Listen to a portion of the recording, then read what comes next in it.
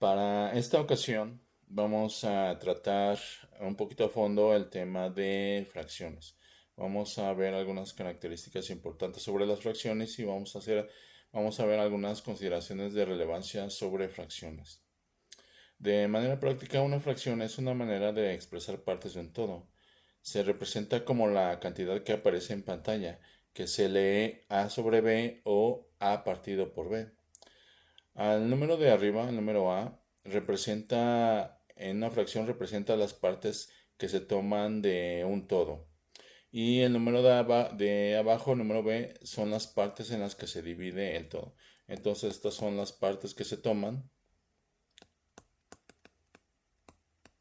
y estas son las partes en que se divide.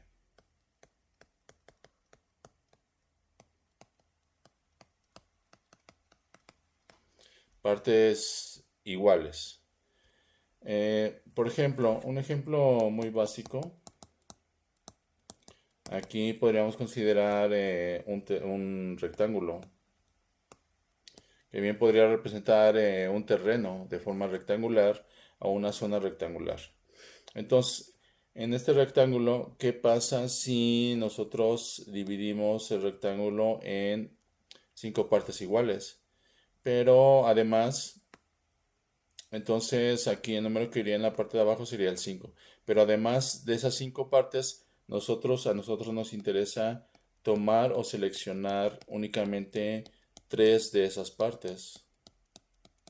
Entonces el número que iría arriba de la fracción sería 3. Y entonces la fracción que representa ese esquema que tenemos ahí del rectángulo con las 5 partes iguales y únicamente tomando 3 de ellas, la fracción que representa ese esquema sería 3 quintos. Entonces este sería un ejemplo muy básico del uso y utilidad de las fracciones. Desde el punto de vista matemático, una fracción también representa una división de cantidades enteras. Entonces, tanto el número a como el número b son números enteros. Y además al número a se le conoce como numerador y al número de abajo se le conoce como denominador. Entonces, como hemos mencionado, tanto el número a como el número b son enteros o son números enteros. Pero además tenemos una restricción muy importante porque el número b, el número de abajo, necesariamente tiene que ser diferente de cero para que nosotros podamos considerar realmente una fracción válida. Más adelante, en cursos un poquito más avanzados, digamos, por ejemplo, en álgebra, tanto la cantidad A como la cantidad B eh, pueden ser o se hace la generalización de que son o pueden ser números enteros, son números reales. Entonces A y B pueden ser números reales. Pero aún así seguimos con la restricción importante de que el número B necesariamente tiene que ser diferente de cero. Entonces de esta manera podríamos tener ejemplos un poquito, aquí vamos a poner ejemplos un poquito raros sobre fracciones. Se me ocurre, por ejemplo, una fracción, digamos, con una variable en la parte de arriba, x más 1, y en la parte de abajo, pues un número con decimales, digamos 1.5. Entonces, esta sería también un ejemplo de una fracción, un poquito más generalizada. Entonces, tenemos x más 1 sobre 1.5. Otro ejemplo también de relevancia sería una fracción de fracciones. Por ejemplo, 2 quintos sobre 3 octavos. Entonces aquí notamos que los números, tanto el número de arriba como el número de abajo, pues no son enteros, son fracciones. Cuando a una fracción la consideramos como una división, aquí vamos a ver que la nomenclatura cambia un poquito. Porque entonces, como nos enseñan en cursos básicos de matemáticas, cuando tratamos el tema de divisiones, tenemos esta representación. Y al número de adentro ya no le llamamos numerador, le llamamos dividendo. Y al número de afuera le llamamos divisor. Además, si la fracción a sobre b representa el número c, entonces esto significa que en el esquema de la división, el número c le llamamos cociente de esa división.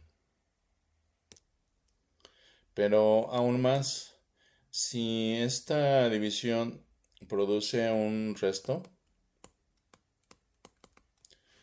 al que podemos llamar como R, digamos, si esta división tiene un resto, entonces aquí la representación de la fracción tendríamos que tiene que ser igual a un cociente más ese resto.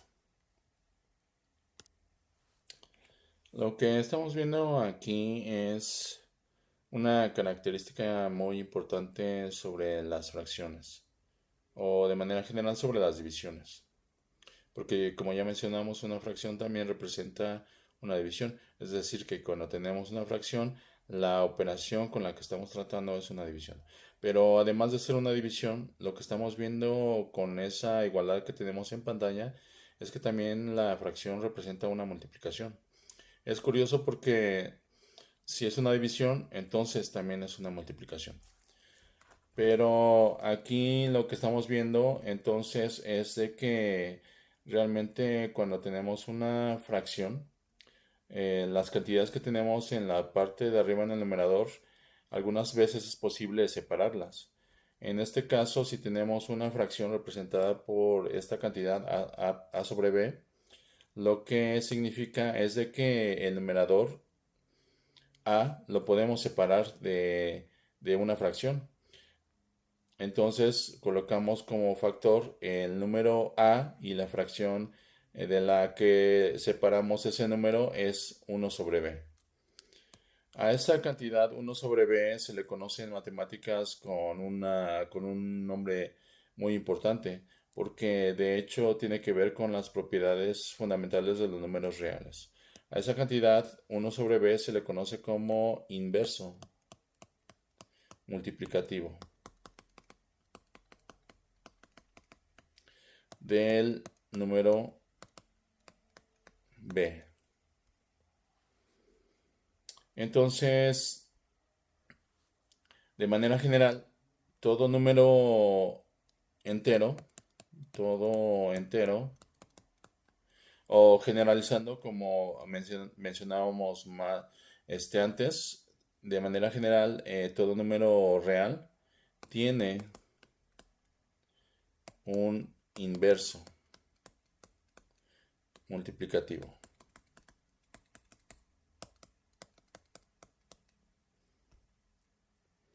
Sin embargo, esto aquí no olvidemos que cuando mencionamos todo entero o número real tiene un inverso multiplicativo, a excepción del cero. Esto es muy importante. Entonces podemos poner fácilmente ejemplos de esta forma de separar fracciones. Si tenemos la fracción 2 quintos, por ejemplo, entonces podemos sacar la cantidad de arriba como factor y la multiplicamos por el inverso multiplicativo de 5, que sería un quinto. Entonces, estas dos cantidades son exactamente lo mismo. Otro ejemplo muy significativo es cuando tenemos, por ejemplo, una cantidad negativa. Por ejemplo, si tenemos menos 7 octavos, aquí vemos que el número de arriba, el numerador, está compuesto por dos factores. ¿Cuáles son esos dos factores? Pues uno de ellos es el menos 1 y el otro es el número 7. Y en la parte de abajo pues únicamente tenemos el 8. Entonces aquí lo que podemos hacer es, claramente si nosotros queremos separar alguna de las cantidades de arriba, lo podemos hacer. Entonces el menos 1 lo podemos poner como factor y la fracción que nos queda, 7 octavos, como el otro factor.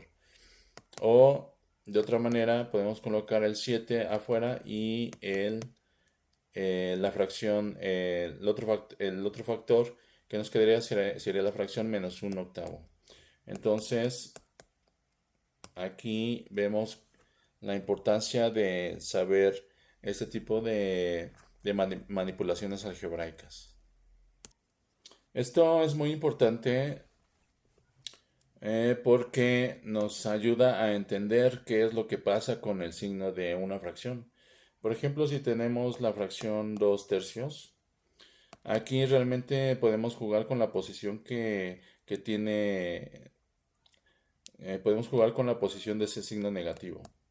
Entonces el signo negativo lo tenemos en la parte de arriba, en el numerador, pero realmente ese signo negativo lo podemos poner abajo, en el denominador, o incluso en la parte de afuera de la fracción. Entonces, como indica esa serie de igualdades, las tres cantidades son exactamente lo mismo, son válidas las tres.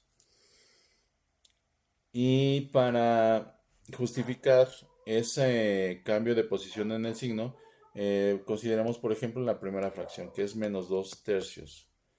Si nosotros multiplicamos y dividimos en la parte de arriba y abajo por menos 1, entonces lo que tenemos es lo que se ve ahí en pantalla. Al realizar las operaciones o las multiplicaciones, nos quedaría en la parte de arriba menos 2 multiplicado por menos 1 y en la parte de abajo nos quedaría 3 por menos 1. Entonces, cuando se efectúan las operaciones, menos 2 por menos 1 nos da 2 positivo en la parte de arriba y menos 3 en la parte de abajo. Entonces aquí estamos justificando que realmente podemos cambiar de posición ese signo negativo. Aún más, si regresamos de nuevo a la fracción menos 2 tercios, como vimos anteriormente con la separación de los factores en el numerador, ese menos 2 lo podemos representar como una multiplicación de menos 1 por 2 y en la parte de abajo tenemos el 3. Entonces, como vimos anteriormente, el menos 1 lo podemos separar fácilmente de la fracción 2 tercios y esto realmente ese menos 1 pues lo podemos colocar únicamente con el signo y entonces estamos viendo que justificar que el signo negativo aparezca fuera de la fracción es totalmente válido.